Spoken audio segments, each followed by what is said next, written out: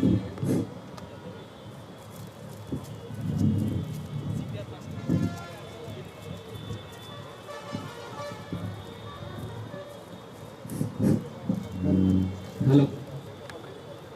सभी को नमस्कार। यहाँ पे अभी डिफरेंट सिचुएशन में विक्टिम को कैसे स्टेबलाइज करते हैं और उसको एस्टिगेट करते हैं, इसका एक नमूना दिखाया गया।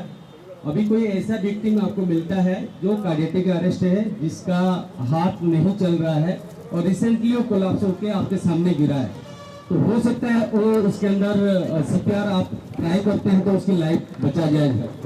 तो हम अभी सीपीआर का एक डेमोन्स्ट्रेशन आपको दिखाएंगे। तो सीपीआर देने का तरीका और क्या स्थिति आप पाने से उसको सीपीआर देना है, इसके बारे में आपको पता होना चाहिए।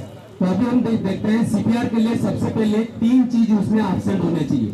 नंबर 1 रेस्पॉन्स, वो किसी प्रकार का कोई रेस्पॉन्स नहीं मिलना चाहिए।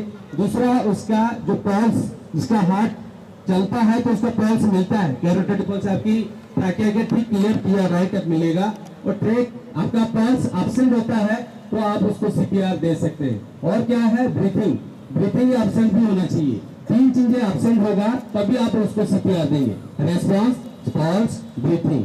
अभी वो तीनों चीजें हम जैसे ही एब्सेंट मिलता है उसका सीपीआर देंगे। सीपीआर 30:2 रेशियो से दिया जाता है और उसको हमें 5 सर्किल 2 मिनट के अंदर कंप्लीट करना होता है।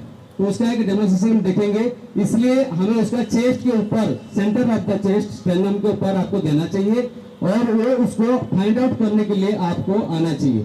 जैसे आपको एक विक्टिम है जो मैनिक्विन की रूप से हम रखा गया है, उसको हम सीपीआर परफॉर्म करेंगे। तो सबसे पहले हमें सीपीआर किस जगह पे देना है ये आपको पता होना चाहिए। यहाँ हमें जेंट्स की केसेस में 2 न्यूटन के अंदर एक इमेजिनरी लाइन खींचेंगे, जो स्टेर्नम को क्रॉस करता है वही होता है हार्ट का लोकेशन। हल्का सा बाएं तरफ झुका हुआ रहता है, लेकिन आपका कंप्रेस चेस्ट के ऊपर ही होनी चाहिए।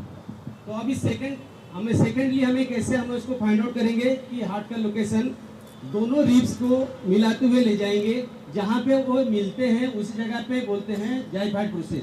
जाइफाइड प्रोसेस का 2 उंगली ऊपर जो लोकेशन रहेगा वही होगा आपका हार्ट का लोकेशन। इस लोकेशन में आपका राइट हैंड जो मास्टर हैंड है, उस मास्टर हैंड को रखते हुए आपको प्लेस करेंगे। दूसरा हैंड उसकी सपोर्टिंग के लिए लेफ्ट हैंड उसका ऊपर रखेंगे और प्रॉपर पोजीशन आप बनाएंगे। इसके अंदर 3 लॉक होता है, एक होता है हैंड लॉक, दूसरा एल्बो लॉक, तीसरा शोल्डर। ये तीनों लॉक को लगाते हुए 90 डिग्री चेस्ट के ऊपर आप इस प्रकार से आ जाएंगे। जैसे आपको बताया हुआ है कि कंप्रेस रेट 30:2 रेशियो होगा, तो काउंट करेंगे, साथ ही साथ उसका मुंह की एक्सप्रेशन को देखेंगे। जैसे रिदम के साथ उसको काउंट करेंगे 1 and 2 and 3 and 4 and 5 and 6 and 7 and 8 and 9 and 10, 11, 12, 13, 14, 15, 16, 17, 18, 19, 20, 21, 22, 23, 24, 25, 26, 27, 28, 29, 1 होने के बाद हम उसको ब्रीथिंग देना होता है।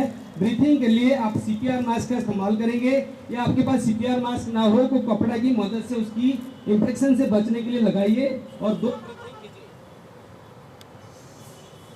1001, 1002,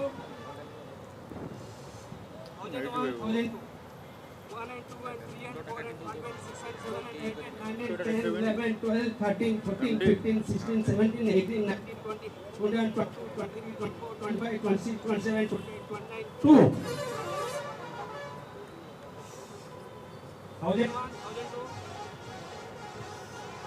1001, 1002, 1 and 2 and 3 and 4 and 5 and 6 and 7 and 8 and 9 and 10 and 12, 13, 14, 15, 16, 17, 18, 19, 20, 21, 22, 23, 24, 25, 26, 27, 28, 29, 3. इस प्रकार से आप 5 सर्किल कंप्लीट करेंगे। 5 सर्किल के बाद उसकी कैरोटिड पल्स को चेक करेंगे। कैरोटिड पल्स प्रेजेंट है तो उसको रिकवरी पोजीशन में रखेंगे। कैरोटिड पल्स प्रेजेंट नहीं है, पुनर्बार आप 5 सर्किल सीपीआर की प्रोसेस करेंगे। तो ये कंटिन्यूसली आप करते रहेंगे।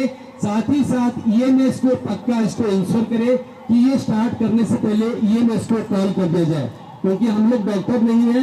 जब भी हमें सीपीआर स्टार्ट करता है, अब सीपीआर करते करते ईएमएस आपके पास सपोर्ट के लिए आ जाएगा, अब तुरंत उसको हॉस्पिटल को भेजा जा सकता है। Thank you. जैसा कि आपने देखा कि यहाँ पे हमारे रेस्क्यूअर ने